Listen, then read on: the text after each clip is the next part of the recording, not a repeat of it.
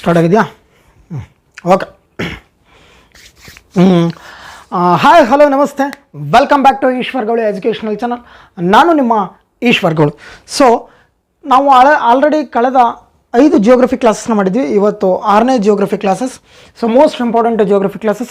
ಇವತ್ತು ನಾವು ಇನ್ಡೆಪ್ತ್ ಆಗಿ ಮುಖ್ಯವಾಗಿ ಭಾರತದ ಡೆಪ್ತಿಗೆ ಇಳಿತಾ ಇದ್ದೀವಿ. ಭಾರತದ ಸುತ್ತಳತೆಯನ್ನು ನೋಡ್ತಾ ಇದ್ದೀವಿ. ಭಾರತದ ಒಳಗಡೆ ಇರ್ತಕ್ಕಂಥ ರಾಜ್ಯಗಳ ಬಗ್ಗೆ ನೋಡ್ತಾ ಇದ್ವಿ. ಭಾರತದ ಕಕ್ಷೆಯನ್ನು ನೋಡ್ತಾ ಇದ್ದೀವಿ. ಭಾರತದ ಆ್ಯಟಿಟ್ಯೂಡಲ್ ಮತ್ತು ಲಂಗಿಟ್ಯೂಡ್ಗಳು ಏನೇನಿದ್ದಾವೆ, ಹೌದಾ? ಸೊ ಭಾರತದಲ್ಲಿರ್ತಕ್ಕಂಥ ಡಿಸ್ಟೆನ್ಸ್ ಏನಿದೆ ಅನ್ನೋದನ್ನ ನೋಡ್ತಾ ಇದ್ದೀವಿ. ಭಾರತದ ಯಾವ್ಯಾವ ರಾಜ್ಯಗಳ ಜೊತೆ ಗಡಿಯನ್ನು ಹಂಚಿಕೊಂಡಿದೆ ಅನ್ನೋದನ್ನ ನೋಡ್ತಾ ಇದ್ದೀವಿ. ತದನಂತರ 82.5ಗೆ ಇಂಡಿಯನ್ ಸ್ಟ್ಯಾಂಡರ್ಡ್ ಟೈಮ್ ಲೈನ್ ಅಂತ ಅಲ್ಲಿಂದನೇ ಯಾಕೆ ಬಂತು ಅನ್ನೋದನ್ನ ನೋಡ್ತಾ ಇದ್ದೀವಿ. ಹಾಗಾದರೆ ಇವತ್ತಿನ ಕ್ಲಾಸ್ ಮೋಸ್ಟ್ ಇಂಪಾರ್ಟೆಂಟ್ ಆಗಿರ್ತದೆ. ಹಾಗಾದರೆ ಇಲ್ಲಿವರೆಗೂ ಯಾರಾದರೂ ನಮ್ಮ ಚಾನಲ್ನ ಸಬ್ಸ್ಕ್ರೈಬ್ ಮಾಡಲಿಲ್ಲ ಅಂದರೆ ಸಬ್ಸ್ಕ್ರೈಬ್ ಮಾಡಿ, ಒಂದು ಲೈಕ್ ಬಟನ್ನ ಒತ್ತಿ. ಸೊ ತದನಂತರ ವಿಡಿಯೋ ಇಷ್ಟ ಆಗ್ತಾಯಿದ್ರೆ ನೀವೆಲ್ಲರೂ ಏನು ಮಾಡ್ತಾಯಿರಿ, ಸೊ ಒಬ್ಬರಿಗೆ ಶೇರ್ ಮಾಡಿ, ಓಕೆನಾ? ನಿಮ್ಮ ಆತ್ಮೀಯರಿಗೆ ಶೇರ್ ಮಾಡಿ, ಪ್ರತಿಯೊಬ್ಬರಿಗೂ ಕ್ಲಾಸಸ್ನ ತಲುಪಲಿ. ಇನ್ಡೆಪ್ತ್ ಆಗಿನೇ ಕ್ಲಾಸಸ್ನ ಕೊಡ್ತಾ ಇದ್ದೀವಿ, ಓಕೆ? ಇವತ್ತು 6ನೇ ಕ್ಲಾಸು ಆಗಿರಬೇಕಾದ್ರೆ ಮೊನ್ನೆ ನಾವೇನು ಮಾಡಿದ್ವಿ, ಪ್ರಪಂಚವನ್ನು, ಯೂನಿವರ್ಸನ್ನು, ಫಾರ್ಮೇಷನ್ಸ್ನ ನೋಡ್ಕೊಂಡಿದ್ವಿ, ಹೌದಾ? ಬ್ರಹ್ಮಾಂಡ ಹೆಂಗೆ ಉತ್ಪತ್ತಿ ಆಯಿತು, ಬ್ರಹ್ಮಾಂಡದಿಂದ ನೇರವಾಗಿ ನಾವು ಎಲ್ಲಿಗೆ ಬಂದಿದ್ವಿ ರೀ? ಸೊ ಬ್ರಹ್ಮಾಂಡದಿಂದ ಯೂನಿವರ್ಸಿಂದ ಗ್ಯಾಲಕ್ಸಿಸಿಂದ ಸೋಲಾರ್ ಸಿಸ್ಟಮ್ನ ನೋಡ್ಕೊಂಡಿದ್ವಿ, ಸೌರಮಂಡಲವನ್ನು ನೋಡಿದ್ವಿ.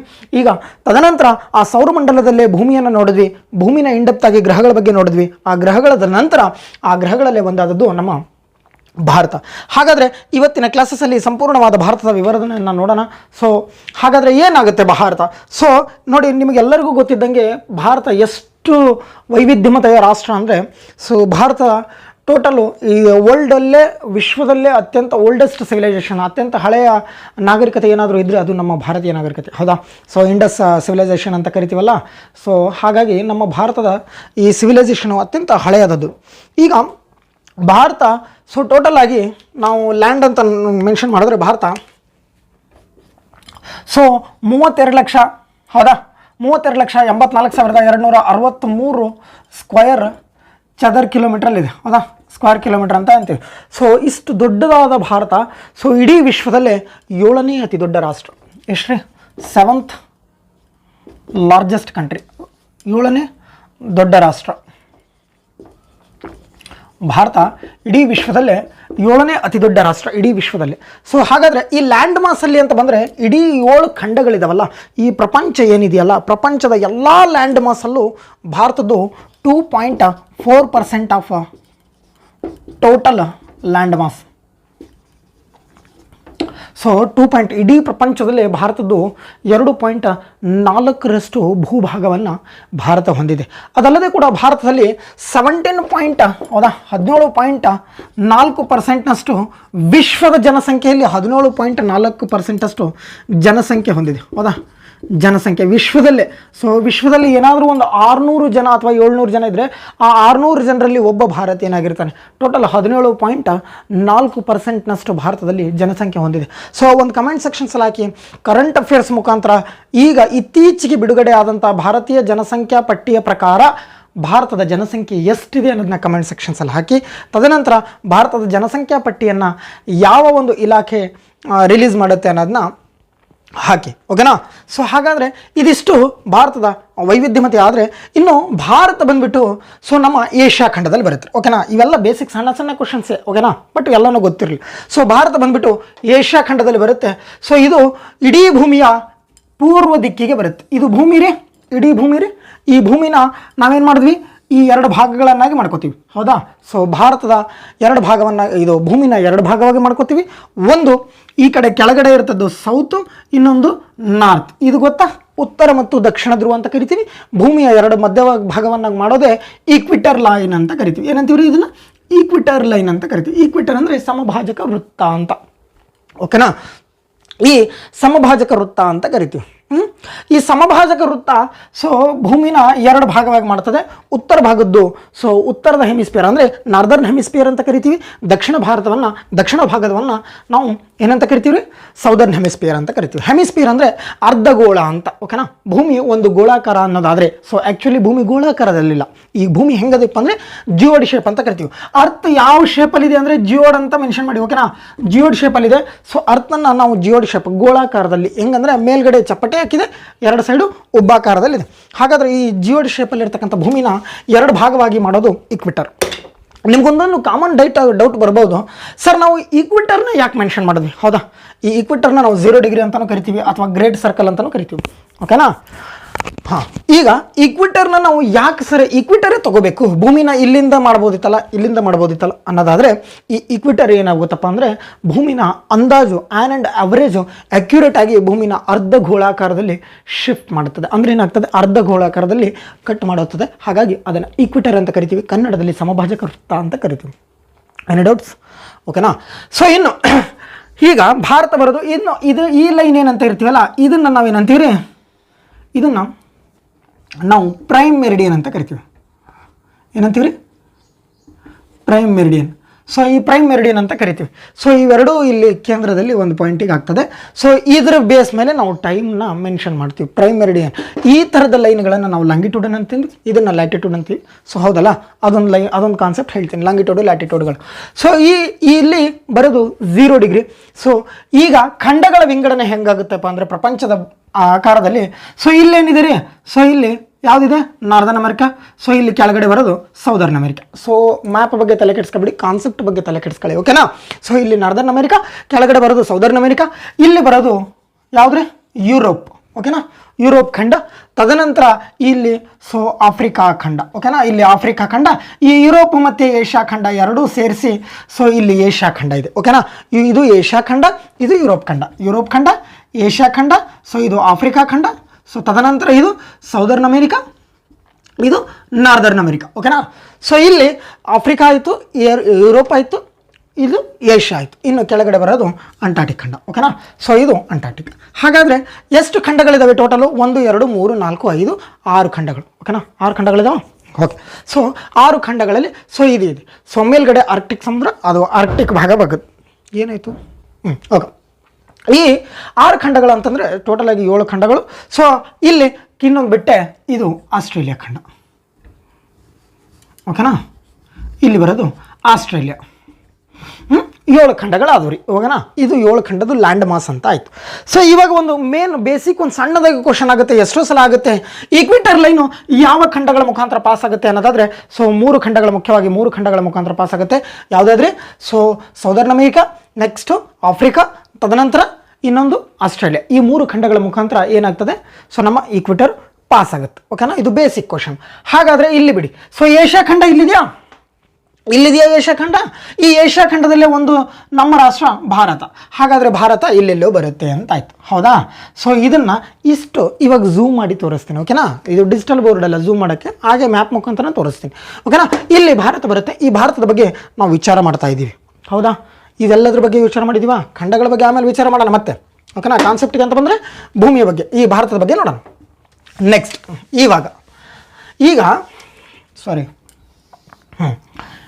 ಇದನ್ನು ನಾವೇನಂತ ಕರಿತೀವಿ ರೀ, ನಾರ್ದರ್ನ್ ಹೆಮಿಸ್ಫಿಯರ್ ಅಂತ ಕರೆದ್ವಾ. ಮೇಲ್ಭಾಗದ ನಾರ್ತ್ ಸೈಡ್ ಇರೋದನ್ನ ನಾರ್ದರ್ನ್ ಹೆಮಿಸ್ಫಿಯರ್, ಕೆಳಗಡೆ ಇರೋದನ್ನ ಸೌದರ್ನ್ ಹೆಮಿಸ್ಫಿಯರ್ ಅಂತ ಕರಿತೀವಿ. ಈಗ ಈ ಕಡೆ ಭಾಗದ ರಾಷ್ಟ್ರಗಳನ್ನು ನಾವೇನಂತ ಕರಿತೀವಿ, ನಾರ್ತ್ ಈಸ್ಟ್ ಸ್ಟೇಟ್ಸ್ ಅಂತ, ಕಂಟ್ರೀಸ್ ಅಂತ ಕರಿತೀವಿ. ಈ ಕಡೆ ನಾರ್ತ್ ವೆಸ್ಟ್ ಕಂಟ್ರೀಸ್, ಇದು ವೆಸ್ಟ್ ಅಂದರೆ ಪಶ್ಚಿಮ, ಇದು ಪೂರ್ವ. ಓಕೆನಾ? ಇದು ಇಷ್ಟು ಬೇಡಿ. ಸೊ ಇಲ್ಲಿ ನಮ್ಮ ಇಂಡಿಯಾ ಇದೆ. ಹಾಗಾಗಿ ನಮ್ಮ ಇಂಡಿಯಾನ ನಾವೇನು ಮಾಡ್ತೀವಿ, ಈಸ್ಟ್ ಸೈಡ್ ಕಂಟ್ರಿ ಅಂತಲೇ ಮೆನ್ಷನ್ ಮಾಡ್ತೀವಿ. ಇವಾಗ ಬನ್ನಿ ಕಾನ್ಸೆಪ್ಟಿಗೆ ಇವಾಗ. ಸೊ ಹಾಗಾದರೆ ಇದು ಈಕ್ವಿಟರ್ನ ಇದು ಈಕ್ವಿಟರ್ದ ಕೆಲಸ ಏನಪ್ಪ ಅನ್ನೋದಾದರೆ, ಫಸ್ಟ್ ಈಕ್ವಿಟರ್ ಬಗ್ಗೆ ನೋಡೋಣ. ಓಕೆನಾ? ಭಾರತ ಅನ್ನೋದನ್ನ ನಾವು ಹೆಂಗೆ ಮಾಡ್ತೀವಿ, ಈ ಥರ ನೀವು ಎಲ್ಲ ಕಡೆನೂ ಓದಿರ್ತೀರಾ. ಸೊ ಭಾರತ ಇದರದ್ದು ಏನೇನಿದೆ ಇದೆಲ್ಲ ಹೇಳ್ರಿ ಅಂತಂದಾಗ, ಸೊ ಈ ಕಡೆ ಬರ್ತದೆ ಸರ್, ಇಲ್ಲಿ 67 and 68 and 7ಗೆ, ಈ ಕಡೆ 97 and ಆ ಕಡೆ ಆ್ಯಂಗಲಿಗೆ ಬರ್ತದೆ ಸರ್, ಅಷ್ಟು ಡಿಗ್ರಿಗೆ ಬರ್ತದೆ. ಮೇಲ್ಗಡೆ ಬಂದುಬಿಟ್ಟು 37ಗೆ ಬರ್ತದೆ ಸರ್, ಕೆಳಗಡೆ 8.4ಗೆ ಬರ್ತದೆ ಅಂತ ನಿಮಗೆ ನಾರ್ದರ್ನು ಸೌದರ್ನು ಪಾಯಿಂಟ್ಗಳು ಗೊತ್ತು. ಓಕೆನಾ? ಈಸ್ಟ್ ವೆಸ್ಟು ನಾರ್ತ್ ಸೌತ್ ಪಾಯಿಂಟ್ಗಳೆಲ್ಲವೂ ಗೊತ್ತು. ಸೊ ಈಗ ಹಾಗಾದರೆ ಯಾಕೆ, ಯಾವ ಆಧಾರದ ಮೇಲೆ, ಇಲ್ಲಿ ನೋಡಿ 67.5 ಇದು ಭಾರತದ ಇದು ಪಶ್ಚಿಮದ ಭಾಗದ ತುದಿಯ ಆ್ಯಂಗಲ್ ಆದರೆ, ಇಲ್ಲಿ ಪೂರ್ವದ್ದು 97 ಡಿಗ್ರಿ 25 ಮಿನಿಟ್ಸ್ಗೆ ಈಸ್ಟ್ ಸೈಡೇ ಬರುತ್ತೆ.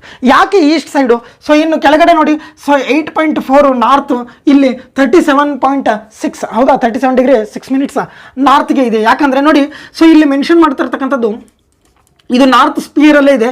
ಸೊ ನಾರ್ತ್ ಭಾಗದಲ್ಲೇ ಇರೋದ್ರಿಂದಾಗಿ ಕೆಳಗಡೆ ಇದು ಭಾಗವನ್ನು ನಾವು ನಾರ್ತ್ ಅಂತಲೇ ಮೆನ್ಷನ್ ಮಾಡ್ತೀವಿ, ಇಲ್ಲಿಂದ ಇಲ್ಲಿಗೆ, ಇಲ್ಲಿಂದ ಇಲ್ಲಿಗೆ. ಹಾಗಾದರೆ ಸೊ ಇನ್ನು ಈ ಇಡೀ ಭೂಮಿಯನ್ನು ವಿಂಗಡಣೆ ಮಾಡೋದು, ಸೊ ನಾವು ಯಾವ ಥರ ಮಾಡಿರ್ತೀವಪ್ಪ ಅಂದರೆ, ಇವಾಗ ನೋಡಿ ಲ್ಯಾಟಿಟ್ಯೂಡ್ ಲ್ಯಾಂಗಿಟ್ಯೂಡಲ್ಲಿ ಕಾನ್ಸೆಪ್ಟ್ ಹೇಳಬೇಕಾಯ್ತು. ನೋಡಿ, ಸೊ ಇಲ್ಲಿಂದ ಇವೇನಿದೆ ಇಲ್ಲಿ 90 ಡಿಗ್ರಿಗಿದೆ ಇದು, ಓಕೆನಾ. 1 degree 2 degree 3 degree 4 degree 5 degree 6 degree ಇದೇ ಥರ ಹಿಂಗೆ ಸಾಲುಗಳಿದ್ದಾವೆ, ಲೈನ್ಗಳಿದ್ದಾವೆ, ಓಕೆನಾ. ಈ ಲೈನ್ಗಳು ಇದು ಏನು ಇಮ್ಯಾಜಿನರಿ ಲೈನ್ಸ್ ರೀ, ಯಾವೂ ಕೂಡ ಸೊ ಕಣ್ಣಿಗೆ ಕಾಣಂಗಿಲ್ಲ. ಇವುಗಳು ಯಾಕೆ ತೊಗೊಂಡ್ವಿ ಅನ್ನೋದನ್ನು ಕೂಡ ಹೇಳ್ತೀನಿ, ಓಕೆನಾ. ಯಾವ ಆಧಾರದ ಮೇಲೆ ತೊಗೊಂಡ್ವಿ, ಯಾಕೆ ತೊಗೊಂಡ್ವಿ ಅನ್ನೋದನ್ನು ನೋಡೋಣ, ಓಕೆನಾ. ಇದನ್ನು ನಾವೇನಂದ್ವಿ ಈಕ್ವಿಟರ್ ಲೈನು, ಸಮಭಾಜಕ ವೃತ್ತ. ಈ ಪ್ರೈಮ್ ಮೆರಿಡಿಯನ್ ಬಂದುಬಿಟ್ಟು ಇದು ಲಂಡನ್ ನಗರದ ಗ್ರೀನ್ವಿಚ್ ಮುಖಾಂತರ ಹೋಗುತ್ತೆ. ಬಿಫೋರ್ ಏನಾಗಿತ್ತಪ್ಪ ಅಂದ್ರೆ ಏಷ್ಯಂಟ್ ಟೈಮಲ್ಲಿ ನಮ್ಮ ಪೂರ್ವಿಕರು ಭಾರತೀಯ ಸಂಸ್ಕೃತಿ ಎಷ್ಟರ ಮಟ್ಟಿಗೆ ವಿಜ್ಞಾನ ಮುಂದೆ ಹೋಗಿತ್ತು ಅಂದರೆ ಈ ಪ್ರೈಮ್ ಮೆರಿಡಿಯನ್ ಲೈನ್ ಏನಿದೆಯಲ್ಲ, ಈ ಪ್ರೈಮ್ ಮೆರಿಡಿಯನ್ ಲೈನ್ ಇರೋದೇ ಟೈಮ್ ಅಳಿಲಿಕ್ಕೆ, ಇನ್ನೊಂದು ಡೇಟ್ ಲೈನ್ ಅಂತ ಬರ್ತದೆ. ಸೊ ಅದನ್ನು ಡೇಟ್ ಮೆನ್ಷನ್ ಮಾಡಲಿಕ್ಕೆ. ಹಾಗಾದರೆ ಈ ಟೈಮ್ ಲೈನ್ ಏನು ಮೆನ್ಷನ್ ಮಾಡ್ತದೆ, ಇವಾಗ ಲಂಡನ್ ಬ್ರಿಟಿಷರ ಆಡಳಿತಕ್ಕೆ ಇಡೀ ಕೆಲ ಭಾಗಗಳು ಒಳಪಟ್ಟಾಗ ಇದೇನಾಗ್ತದೆ, ಅವರ ಸರ್ಕಾರ ಅವ್ರದ್ದು ಆಧಾರದಲ್ಲಿ 1884ರಲ್ಲಿ ಇದನ್ನೇನು ಮಾಡ್ತಾರೆ, ಶಿಫ್ಟ್ ಮಾಡಿಕೊಂಡು, ಮೊದಲು ಇದು ಬಿಫೋರ್ದಲ್ಲಿ ಭಾರತದಲ್ಲಿತ್ತು. ಸೊ ಮಧ್ಯಪ್ರದೇಶ ಉಜ್ಜಯಿನಿ ಭಾಗದಲ್ಲಿ ಪಾಸ್ ಆಗ್ತಾಯಿತ್ತು. ಎಲ್ಲಿ ಪಾಸ್ ಆಗ್ತಾಯಿತ್ತು ರೀ, ಮಧ್ಯಪ್ರದೇಶ ಉಜ್ಜಯಿನಿ ಭಾಗದಲ್ಲಿ ಪಾಸ್ ಆಗ್ತಾಯಿತ್ತು, ಉಜ್ಜಯಿನಿ. ಸೊ ಅಲ್ಲಿಂದ ಪಾಸ್ ಆಗ್ತಾ ಇರ್ತದೆ. ಅಷ್ಟೊಂದು ವೈಶಿಷ್ಟ್ಯತೆಯ ಸೈನ್ಸ್ನ ಮುಂದುವರೆದಂತಹ ರಾಷ್ಟ್ರ ನಮ್ಮದಾಗಿತ್ತು. ಸೊ ಇವಾಗ ನೋಡಿ, ಸೊ ಇಲ್ಲೇನಾಗುತ್ತೆ, ತದನಂತರ ಈ ಲ್ಯಾಟಿಟ್ಯೂಡ್ ಲಾಂಗಿಟ್ಯೂಡನ್ಗಳಂತ ಕರಿತೀವಿ. ಸೊ ಈ ಅಡ್ಡ ಸಾಲುಗಳನ್ನು ನಾವೇನಂತ ಕರಿತೀವಿ, ಲ್ಯಾಟಿಟ್ಯೂಡ್ ಅಂತ ಕರಿತೀವಿ. ಏನಂತೀವಿ ರೀ, ಲ್ಯಾಟಿಟ್ಯೂಡ್. ಕನ್ನಡದಲ್ಲಿ ಏನಂತೀವಿ, ಇದನ್ನು ಅಕ್ಷಾಂಶ ಅಂತ ಕರಿತೀವಿ, ಓಕೆನಾ. ಅಕ್ಷಾಂಶ ಅಂತ ಕರಿತೀವಿ. ಈ ಸಾಲುಗಳನ್ನು ನಾವು ಲಾಂಗಿಟ್ಯೂಡನಲ್ ಸಾಲುಗಳು ಅಂತ ಕರಿತೀವಿ.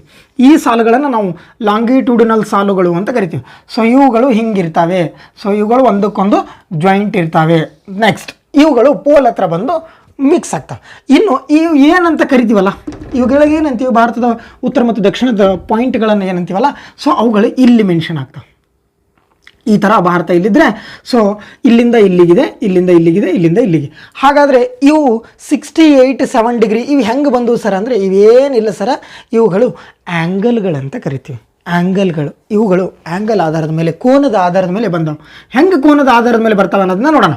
ಸೊ ಇದು 0 ಡಿಗ್ರಿ, ಇಲ್ಲಿಂದ 1 degree 2 degree 3 degree 4 degree 5 degree 6 degree 6 7 8 ಅನ್ಕೊಂತ 90 degree ಮೇಲ್ಗಡೆ. ಸೊ ಕೆಳಗಡೆನೂ ಹಾಗೆ 90 ಡಿಗ್ರಿ ಸೌತ್ ಕಡೆನೂ ಇದೆ, ಓಕೆನಾ. ದಕ್ಷಿಣಕ್ಕೂ ಸೌತ್ ಕಡೆನೂ 90 ಡಿಗ್ರಿ ಇದೆ. ಸೊ ಇನ್ನು ಈ ಕಡೆ ಇವುಗಳು ಲಾಂಗಿಟ್ಯೂಡ್ಗಳು. ಫಸ್ಟ್ ನಾವು ಲ್ಯಾಟಿಟ್ಯೂಡ್ಗಳ ಬಗ್ಗೆ ಕಲಿಯೋಣ.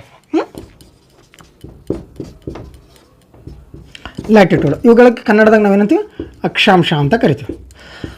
ಸೊ ಇವುಗಳ ನಂತರ ನೋಡಿ, ಲಾಂಗಿಟ್ಯೂಡಿನ್ಗಳಲ್ಲಿ ನಾವು ಓದಿದಂಗೆ ಮುಖ್ಯವಾಗಿ ಏನಿರ್ತದೆ, ಇಲ್ಲಿಂದ ಒಂದು ಈಕ್ವಿಟರ್ ತಗೊಂಡಿರ್ತೀವಿ, ಅದು ಬಿಟ್ಟರೆ ಇಲ್ಲಿಂದ ಒಂದು 23 ಡಿಗ್ರಿ, ಓಕೆನಾ, 23.5, ಓಕೆನಾ. ಇಲ್ಲಿ ನಾವು 23.5 ಇದನ್ನೇನಂತೀವಿ ಕರಿತೀವಿ ನಾವು, ಟ್ರೋಪಿಕ್ ಆಫ್ ಕ್ಯಾನ್ಸರ್ ಅಂತ ಕರಿತೀವಿ. ಟ್ರೋಪಿಕ್ ಆಫ್ ಕ್ಯಾನ್ಸರ್ ಅಂದರೆ ಮಕರ ಸಂಕ್ರಾಂತಿ ವೃತ್ತ ಅಂತ, ಓಕೆನಾ.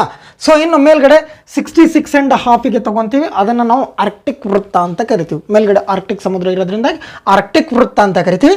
ಇದನ್ನು ನಾವು ಉತ್ತರ ಧ್ರುವ ಅಂತ ಕರಿತೀವಿ, ಓಕೆನಾ. 90 ಡಿಗ್ರಿ ಪಾಯಿಂಟನ್ನು ನಾವು ಉತ್ತರ ಧ್ರುವ ಅಂತ ಕರಿತೀವಿ. ಇನ್ನು ಕೆಳಗಡೆನೂ ಕೂಡ ಸೇಮ್, ಇಲ್ಲಿನೂ ಕೂಡ ಹಿಂಗೆ 1 2 3 ಇಲ್ಲಿನೂ 90 ಡಿಗ್ರಿ ಇದೆ. ಇಲ್ಲಿಂದ 23 ಡಿಗ್ರಿಗೆ ನಾವೇನು ತೊಗೋತೀವಿ ರೀ, ಸೊ ಇಲ್ಲಿ 23.5 ಡಿಗ್ರಿಗೆ ಇದನ್ನು ನಾವು ಏನಂತ ಕರಿತೀವಿ, ಕರ್ಕಾಟಕ ಸಂಕ್ರಾಂತಿ ವೃತ್ತ ಅಂತ ಕನ್ನಡದಲ್ಲಿ ಕರಿತೀವಿ, ಓಕೆನಾ.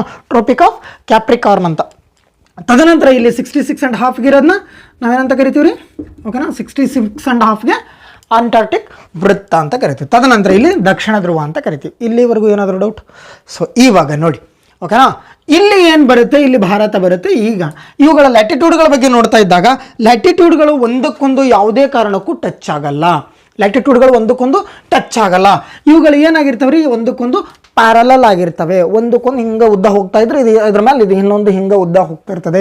ಯಾವುದೇ ಕಾರಣಕ್ಕೂ ಒಂದಕ್ಕೊಂದು ಟಚ್ ಆಗಲ್ಲ. ಇವುಗಳು ಪ್ಯಾರಲಲ್ ಲೈನ್ ಇರ್ತಾವೆ, ಓಕೆನಾ. ಪ್ಯಾರಲಲ್ ಲೈನ್ಸ್ ಅಂತ ಕರಿತೀವಿ. ಇನ್ನೊಂದು, ಇವುಗಳು ಯಾವುದೇ ಕಾರಣಕ್ಕೂ ಒಂದಕ್ಕೊಂದು ಇಂಟರ್ಸೆಕ್ಟ್ ಆಗಲ್ಲ. ಇಲ್ಲಿ 1 ಡಿಗ್ರಿಯಿಂದ ಇನ್ನೊಂದು ಡಿಗ್ರಿಗೆ ಇವುಗಳ average distance, an and average ಅಂತ ಕರಿತೀವಲ್ಲ, ಆ್ಯನ್ ಆ್ಯಂಡ್ ಆವ್ರೇಜ್ ಬಂದುಬಿಟ್ಟು 311 ಕಿಲೋಮೀಟರ್. ಎಷ್ಟು?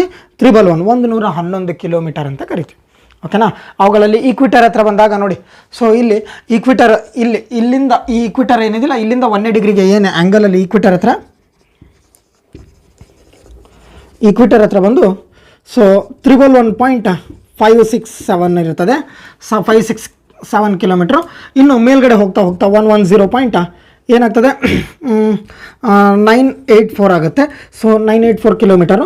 ನೆಕ್ಸ್ಟ್ 110 ಇದು ಟ್ರೋಪಿಕ್ ಆಫ್ ಕ್ಯಾಪ್ರಿಕಾರ್ನ್ ಅಂತ ಮೇಲ್ಗಡೆ ಇಲ್ಲಿ 23 ಡಿಗ್ರಿ ಹತ್ರ. ಸೊ ಓಕೆನಾ, ಟ್ರೋಪಿಕ್ ಆಫ್ ಕ್ಯಾನ್ಸರ್ ಹತ್ರ. ಇನ್ನು ಮೇಲ್ಗಡೆ ಅಟ್ ಪೋಲ್ಗಳಲ್ಲಿ ಪೋಲ್ ಅಂದರೆ ತುದಿಗಳಲ್ಲಿ. ಸೊ ತುದಿಗಳಲ್ಲಿ 1 ಏನಿರ್ತದೆ ರೀ 699 ಕಿಲೋಮೀಟರ್ಸ್. ಇದು ಆ್ಯಕ್ಯುರೇಟ್ ಡಾಟಾಗಳು. ಸೊ ಹಾಗಾಗಿ ಬೇಕಿದ್ರೆ ಬರ್ಕೊಳ್ಳಿ. ಓಕೆನಾ, ಇಷ್ಟು ಡೆಪ್ತಾಗೇನು ಹೋಗಲ್ಲ. ಓಕೆನಾ, ಈಗ ಸೊ ಇವುಗಳು 23.5 ಡಿಗ್ರಿ ಇದೆಯಲ್ಲ ಸರ್. ಸೊ ಇವುಗಳು ಹೆಂಗೆ ಬರ್ತವೆ ಅಂದರೆ ಇಲ್ಲಿಂದ 1 ಡಿಗ್ರಿದು ಆ್ಯಂಗಲ್, ಇದು 2 ಡಿಗ್ರಿದು ಆ್ಯಂಗಲ್ಲು, 3 ಡಿಗ್ರಿದು ಆ್ಯಂಗಲ್ಲು, ಹೀಗೆ ಇಲ್ಲಿಂದ ಬಂದರೆ 23.5 ಡಿಗ್ರಿದು ಆ್ಯಂಗಲ್ ಅದು. ಓಕೆನಾ, ಸ್ಟಾರ್ಟ್ ಆಗಿದೆಯಾ ವಿಡಿಯೋ ನೋಡಲಾ? ಸ್ಟಾರ್ಟ್ ಆಗಿದೆ. ಸೊ ಈಗ 23.5 ಡಿಗ್ರಿದು ಆ್ಯಂಗಲ್, ಇಲ್ಲಿ ಬಂದುಬಿಟ್ಟು ಮೇಲ್ಗಡೆ 66.5 ಡಿಗ್ರಿದು ಆ್ಯಂಗಲ್ಲು ಮೇಲ್ಗಡೆ ಪೋಲ್. ಓಕೆನಾ, ಇಲ್ಲಿಗೆ ಏನಾದರೂ ಡೌಟು?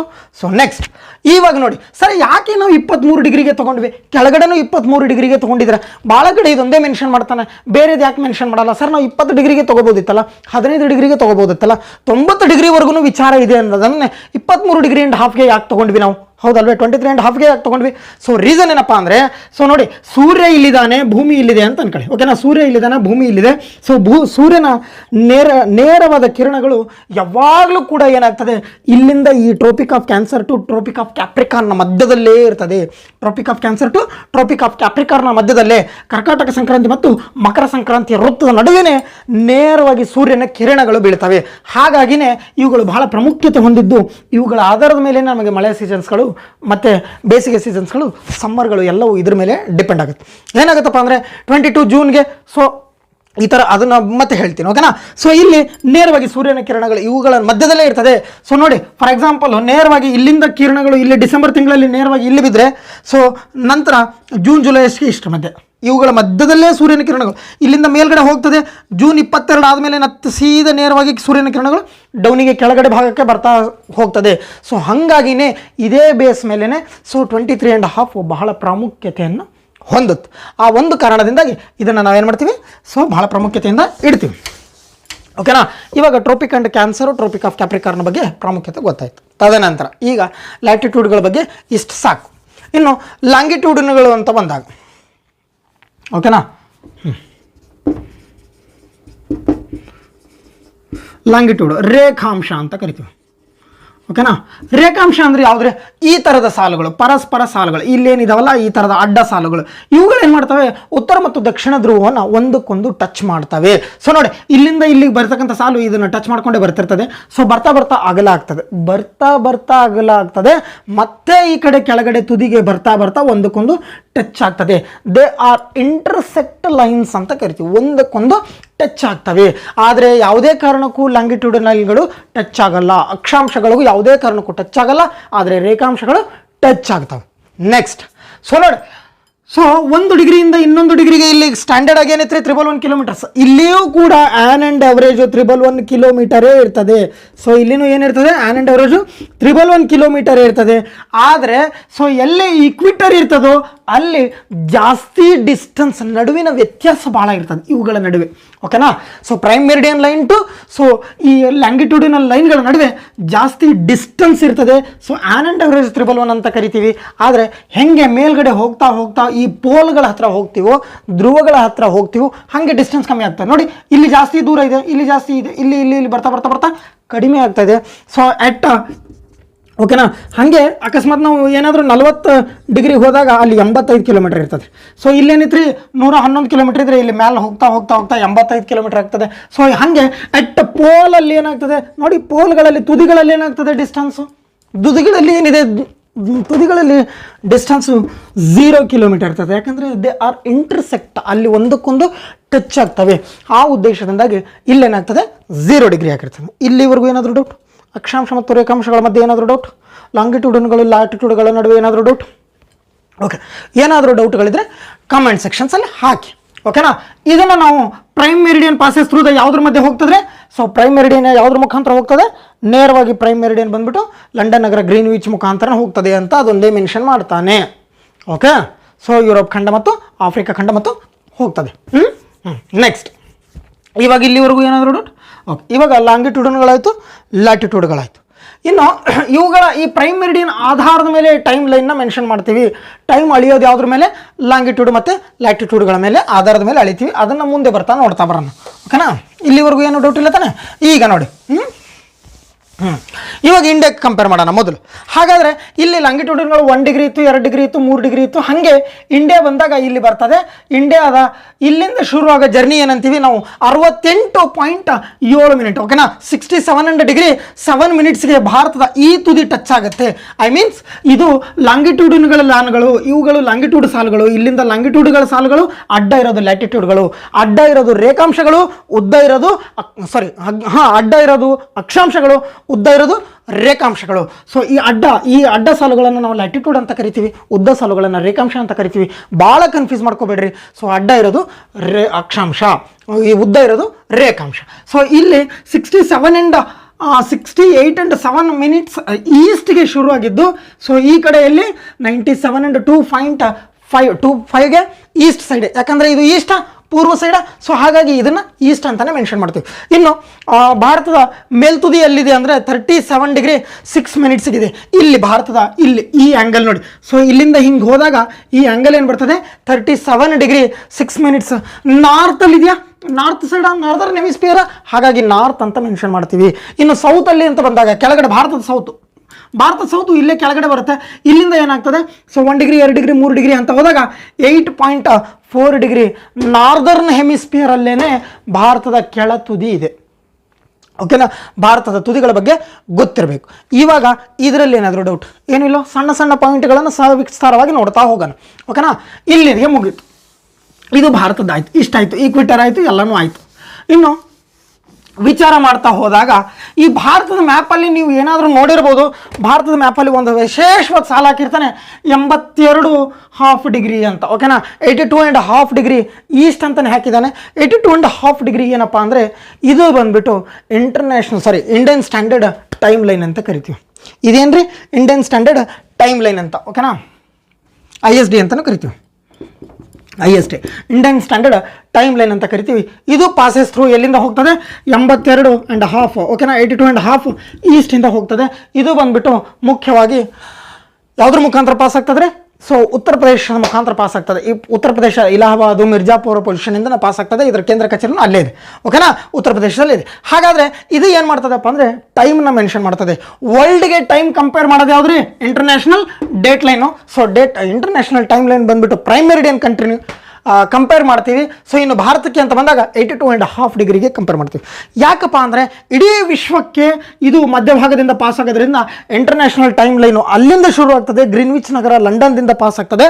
ಸೊ ಇನ್ನು ಭಾರತದಲ್ಲಿ ಅಂತ ಬಂದಾಗ ಸೊ 82.5 ಡಿಗ್ರಿಗೆ ಪಾಸ್ ಆಗುತ್ತೆ.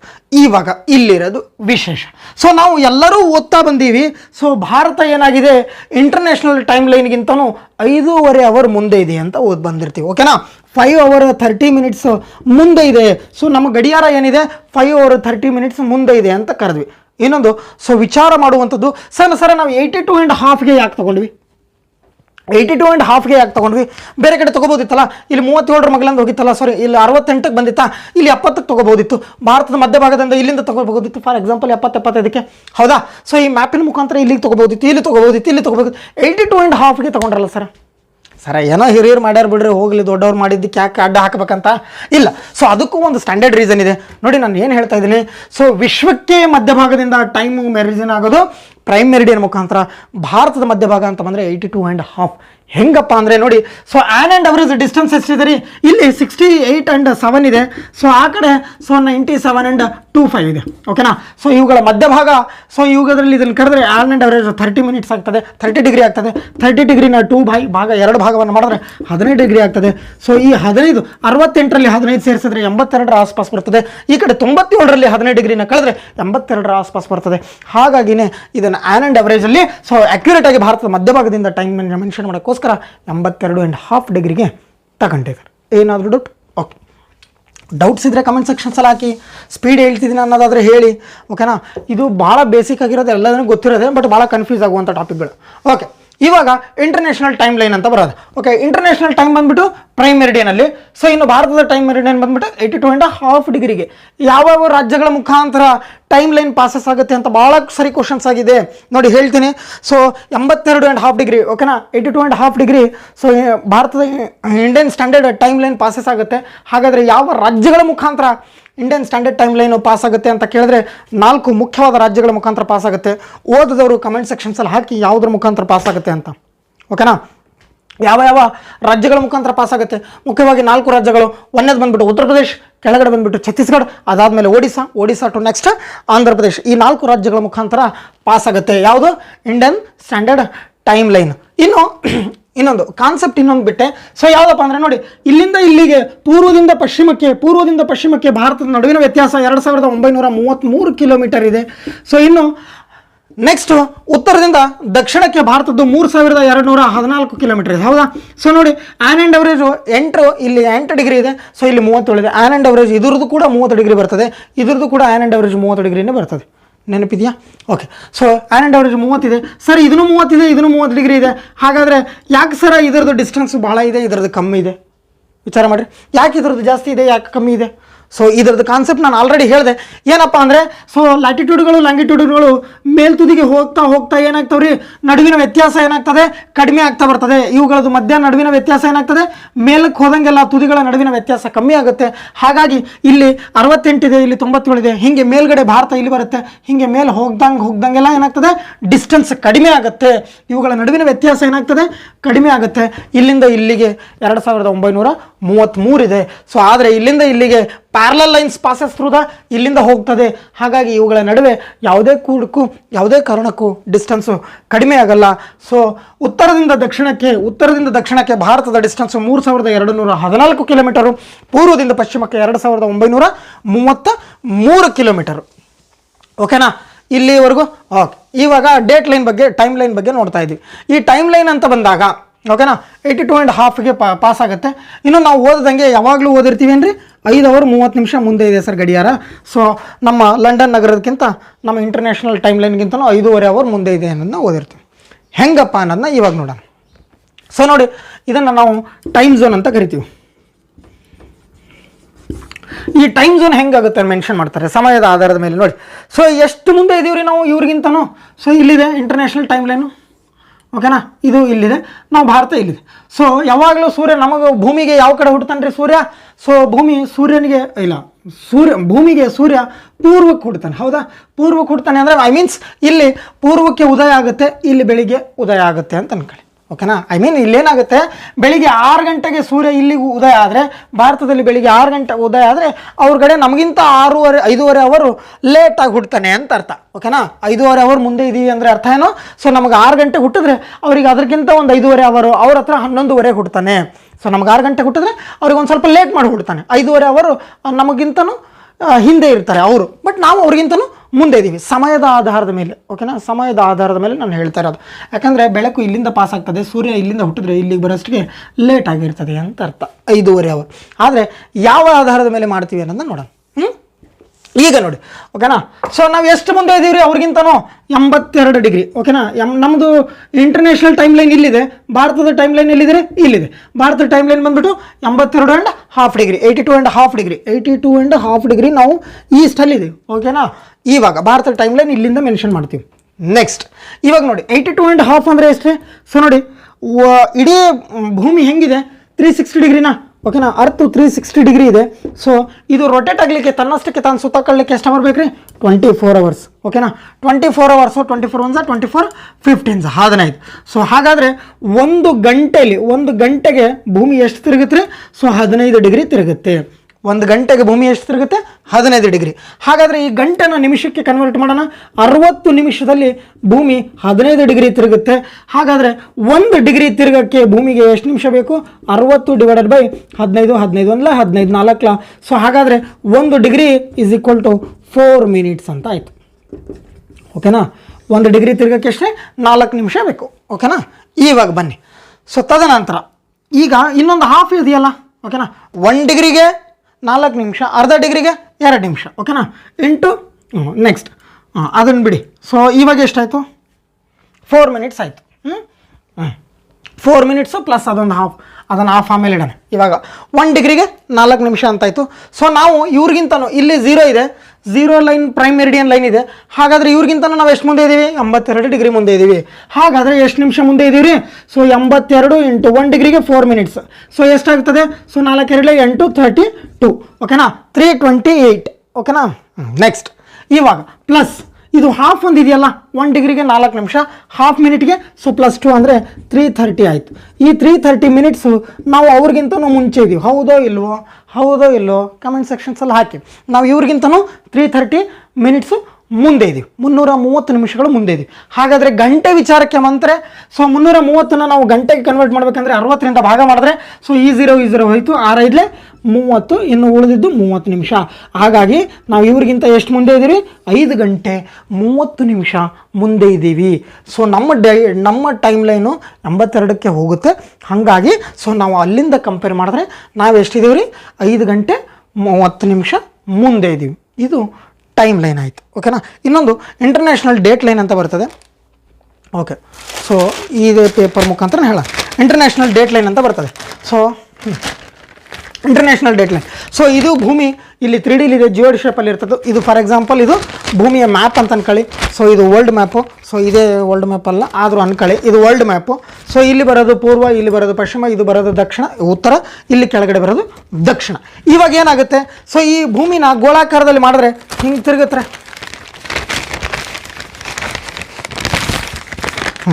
ಹಿಂಗಾಗುತ್ತೆ ಗೋಳಾಕಾರ ಅಂತ ಮಾಡಿದ್ರೆ. ಇವಾಗ ಗೋಳಾಕಾರದಲ್ಲಿ ಈ ಮಧ್ಯದ ಲೈನನ್ನು ನಾವೇನಂದ್ವಿ? ಪ್ರೈಮ್ ಮೆರಿಡಿಯನ್ ಅಂದ್ವಿ. ಪ್ರೈಮ್ ಮೆರಿಡಿಯನ್ ಇಲ್ಲಿ ಮಧ್ಯದಲ್ಲಿ ಇರೋದು ಪ್ರೈಮ್ ಮೆರಿಡಿಯನು, ಈ ಕಡೆ ಇರೋದು ಸೊ ವೆಸ್ಟು, ಈ ಕಡೆ ಇರೋದು ಈಸ್ಟ್. ಓಕೆನಾ? ಹಾಗಾದರೆ ಇಲ್ಲಿ ಮಧ್ಯದಲ್ಲಿ ಇರ್ತಕ್ಕಂಥದ್ದು ಇಲ್ಲೊಂದು ಸಾಲಿದೆ ಅಂತ ಅನ್ಕೊಳ್ಳಿ. ಈ ಸದ್ಯದ ಸಾಲೆ ಪ್ರೈಮ್ ಮೆರಿಡಿಯನು. ಹಾಗೆ ಇವೆರಡನ್ನೂ ಪೋರ್ಷನ್ನ, ಈ ಎರಡೂ ಪೋರ್ಷನ್ನ ಜಾಯಿಂಟ್ ಮಾಡಿದಾಗ ಹಿಂದೆ ಒಂದು ಕಡೆ ಜಾಯಿಂಟ್ ಆಗ್ತದೆ. ಈ ಜಾಯಿಂಟ್ ಲೈನ್ನ ನಾವೇನಂತೀವಿ? ಇಂಟರ್ನ್ಯಾಷನಲ್ ಡೇಟ್ ಲೈನ್ ಅಂತ ಕರಿತೀವಿ. ಏನಂತೀವಿ ರೀ? ಇಂಟರ್ನ್ಯಾಷನಲ್ ಡೇಟ್ ಲೈನ್ ಅಂತ ಕರಿತೀವಿ. ಈ ಇಂಟರ್ನ್ಯಾಷನಲ್ ಡೇಟ್ ಲೈನು ಯಾವ ಕಡೆ ಎಲ್ಲಿ ಜಾಯಿನ್ ಆಗುತ್ತೆ ಅಂದರೆ ಇಲ್ಲಿ ಅಮೇರಿಕದ ಭಾಗ, ಈ ಕಡೆದು ಯುರೋಪ್ ಭಾಗ ಎರಡೂ ಕೂಡ ಜಾಯಿಂಟ್ ಆಗ್ತದೆ. ಸೊ ಸೊ ಪೆಸಿಫಿಕ್ ಸಮುದ್ರ ಮತ್ತು ಇಲ್ಲೊಂದು ಅಲಸ್ಕಾ ರೀಜನ್ ಅಂತ ಕರಿತೀವಿ. ಪೆಸಿಫಿಕ್ ಮತ್ತು ಅಲಸ್ಕಾ ರೀಜನ್ ಎರಡರ ಮಧ್ಯದ ಭಾಗದಿಂದ ಇಂಟರ್ನ್ಯಾಷನಲ್ ಡೇಟ್ ಲೈನು ಜಾಯಿನ್ ಆಗುತ್ತೆ. ಇಂಟರ್ನ್ಯಾಷನಲ್ ಡೇಟ್ ಲೈನ್ ಎಲ್ಲಿಂದ ಜಾಯಿನ್ ಆಗ್ತದೆ ರೀ? ಎಲ್ಲಿಂದ ಪಾಸಸ್ ಆಗ್ತದೆ ಅಂದರೆ so international Alaska region, Alaska ಮತ್ತು ಪೆಸಿಫಿಕ್ರಿಂದ. ಓಕೆನಾ? ಪೆಸಿಫಿಕ್ ರೀಜನಿಂದ ಪಾಸ್ ಆಗ್ತದೆ. ಇದನ್ನು ನಾವು ಬೋರಿಂಗ್ ಸ್ಟ್ರೀಟ್ ಅಂತ ಕರಿತೀವಿ. ಓಕೆನಾ? ಬೋರಿಂಗ್ ಸ್ಟ್ರೀಟ್ ಅಂತಲೂ ಪಾಸ್ ಆಗ್ತದೆ, ಬೋರಿಂಗ್ ಸ್ಟ್ರೈಟ್ ಅಂತಲೂ ಕರಿತೀವಿ.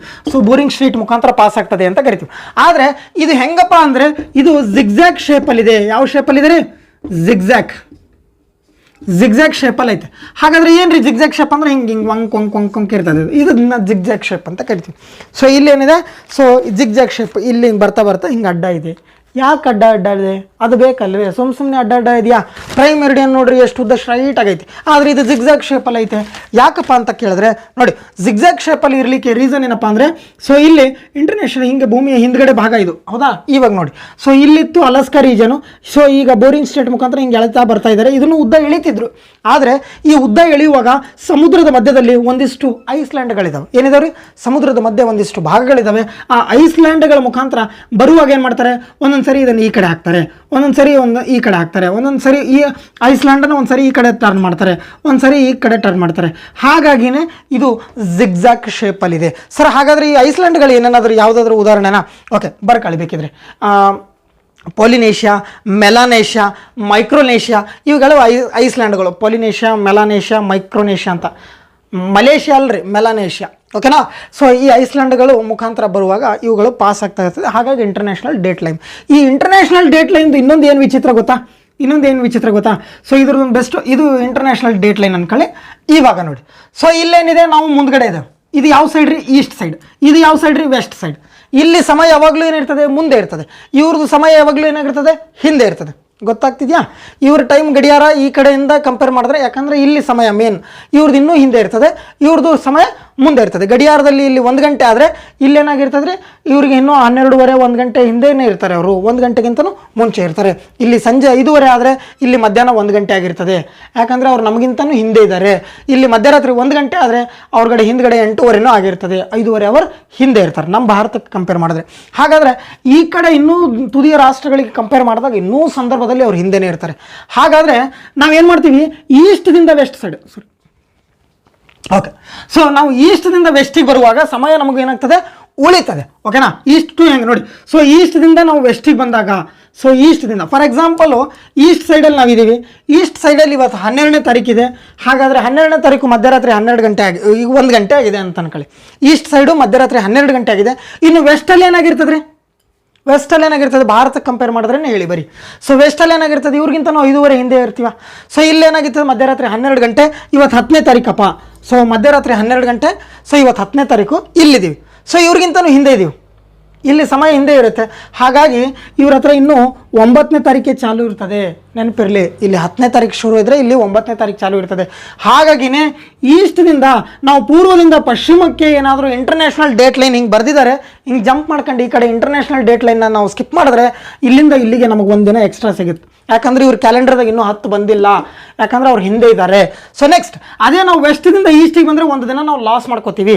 ಯಾಕಂದರೆ ಇಲ್ಲಿ 9 ನಡೀತಾ ಇರ್ತದೆ, ಇಲ್ಲಿ ಆಲ್ರೆಡಿ ಒಂದು ಹಿಂಗೆ ಜಂಪ್ ಮಾಡಿದ್ರೆ ಸಾಕು, ಆ ಡೇಟ್ ಲೈನ್ನ ಕ್ರಾಸ್ ಮಾಡಿದ್ರೆ ಸಾಕು, ಅಲ್ಲಿನ ಟೈಮ್ ಪ್ರಕಾರ ನಾವೇನಾಗ್ತದೆ 10ನೇ ತಾರೀಕಿಗೆ ಬರ್ತೀವಿ. ಇದು ಇಂಟರ್ನ್ಯಾಷನಲ್ ಡೇಟ್ ಲೈನ್ನ ಕಾನ್ಸೆಪ್ಟ್. ಏನಾದರೂ ಡೌಟ್? ಏನಿಲ್ಲ?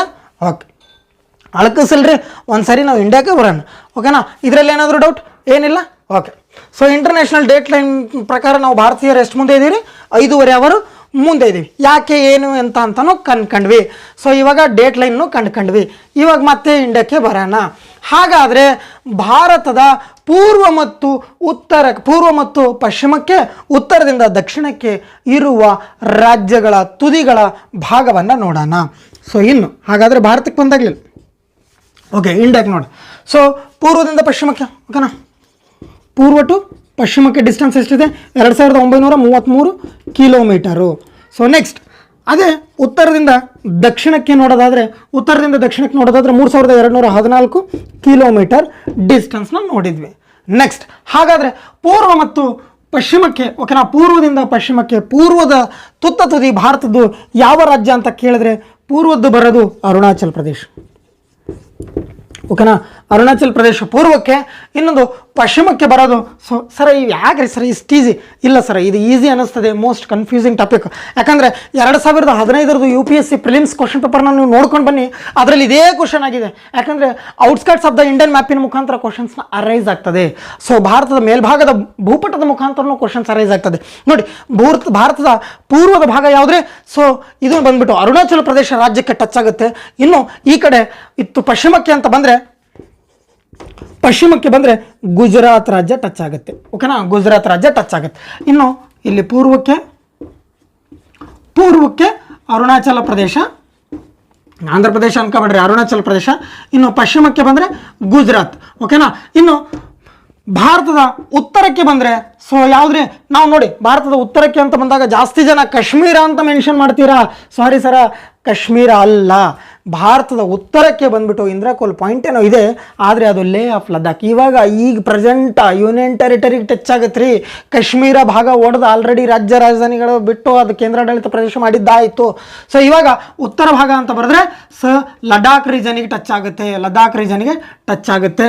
ಇನ್ನು ಕೆಳಗಡೆ ಬಂದಾಗ ಈ ಯಾವುದ್ರೆ?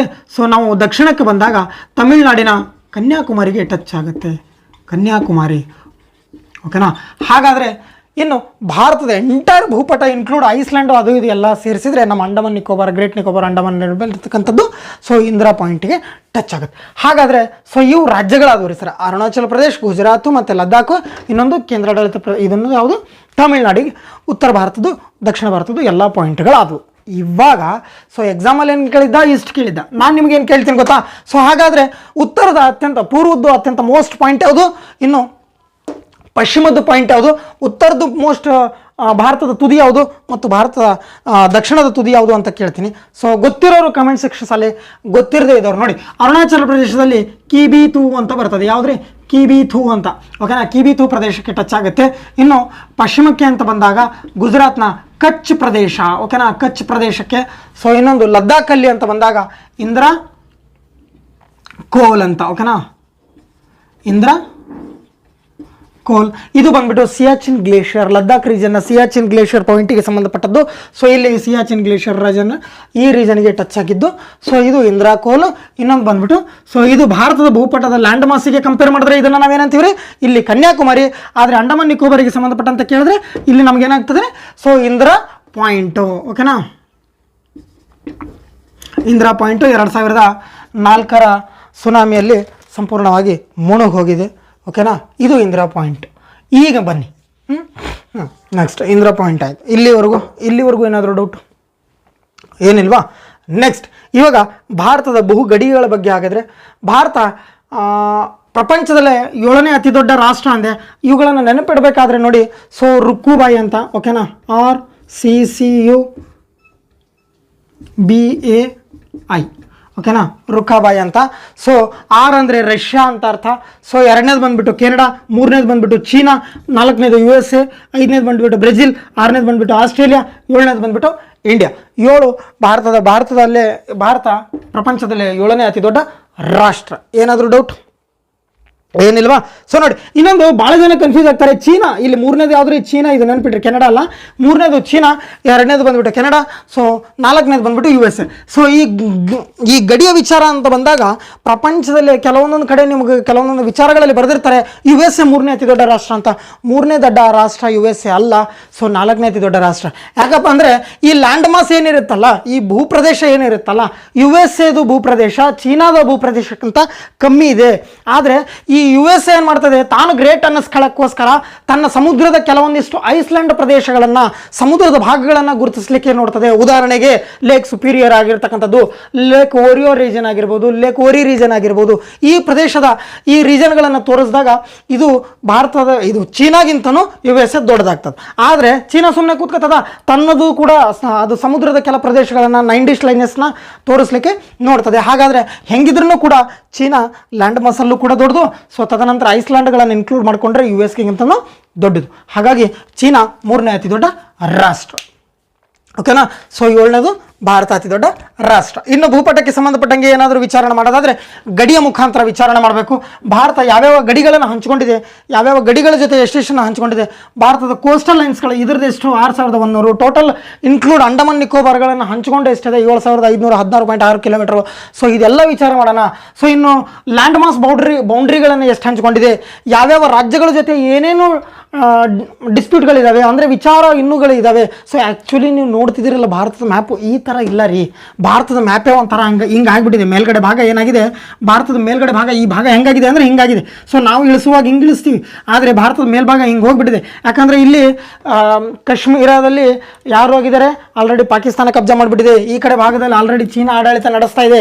ಸೊ ಇನ್ನು ಅರುಣಾಚಲ ಪ್ರದೇಶದ ಡಿಸ್ಪ್ಯೂಟ್ಗಳು ಏನೇನಿದ್ದಾವೆ, ಗಡಿಯ ವಿಚಾರದಲ್ಲಿ ನೇಪಾಳ ಭೂಟಾನಗಳದ್ದು ಏನು ರೀಜನ್ಗಳಿದ್ದಾವೆ, ಬಾಂಗ್ಲಾದೇಶದ ಜೊತೆ ಏನು ವಿಚಾರಗಳಿದ್ದಾವೆ. ತದನಂತರ ಇಲ್ಲಿ ಕೋಸ್ಟಲ್ ಲೇನ್ಗಳಲ್ಲಿ ಭಾರತ ಯಾವ್ಯಾವ ನಡುವೆ ಡಿವೈಡ್ ಆಗುತ್ತೆ ಇಲ್ಲಿ. ಸೊ ಈ ಕಡೆ ನೆಕ್ಸ್ಟ್ ಸುಮಾತ್ರಾ ಲ್ಯಾಂಡ್ ಇಂಡೋನೇಷ್ಯಾ ಜೊತೆಗೆ ಯಾವ ಥರ ವಿಂಗಡಣೆ ಆಗುತ್ತೆ.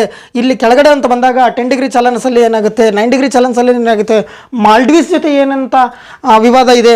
ತದನಂತರ ಇನ್ನು ಶ್ರೀಲಂಕಾದ ಜೊತೆ ಯಾವ ಥರ ಗಡಿಯನ್ನು ಹಂಚಿಕೊಂಡಿದೆ, ಇದೆಲ್ಲವನ್ನು ನಾವು ಮುಂದಿನ ಕ್ಲಾಸಸ್ಸಲ್ಲಿ ನೋಡೋಣ. ಇವಾಗ ಇಷ್ಟು ಈ ಕ್ಲಾಸಲ್ಲಿ ಸಾಕು. ಸೊ ಏನಾದರೂ ಡೌಟ್ಗಳಿದ್ದರೆ ಕಮೆಂಟ್ ಸೆಕ್ಷನ್ಸಲ್ಲಿ ಅರೈಸ್ ಮಾಡಿ. ಏನಾದರೂ ಬದಲಾವಣೆಗಳು ಮಾಡ್ಕೋಬೇಕಾಗಿತ್ತು ಅಂದರೂ ಕೂಡ ಹೇಳಿ. ಓಕೆನಾ, ಸೊ ಮಾತುಕತೆಯಲ್ಲಿ ಏನಾದರೂ ವ್ಯತ್ಯಾಸ ಆದರೆ ಹೇಳಿ. ಎನಿಥಿಂಗ್ ಒನ್ಸ್ ಅಗೇನ್ ವಿಶ್ ಮಾಡ್ತಾಯಿದ್ದೀನಿ. ಸೊ ನೀವು ತುಂಬ ಚೆನ್ನಾಗಿ ಓದ್ತಾ ಇದ್ದೀರಾ.